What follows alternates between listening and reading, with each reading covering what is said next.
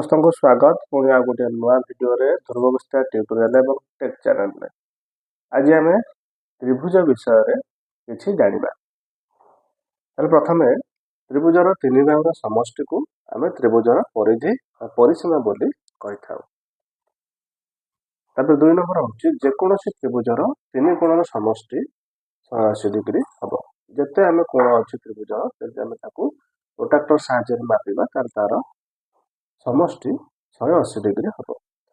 ଆଉ ଗୋଟେ କଥା ହେଲା ତ୍ରିଭୁଜର ପ୍ରକାରଭେଦ ବାହୁ ଅନୁସାରେ ଆମେ ତିନିଟା ଭାଗରେ ବିଭକ୍ତ କରୁଛନ୍ତି। ଗୋଟେ ସମବାହୁ, ସମଦ୍ୱିବାହୁ ଏବଂ ବିଷମ ବାହୁ।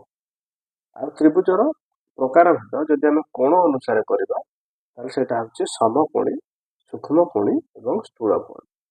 ତାହେଲେ ଏ ବିଷୟରେ ଆମେ ଆଗାମୀ ଭିଡ଼ିଓରେ ବିସ୍ତୃତ ଭାବରେ ଆଲୋଚନା କରିବା।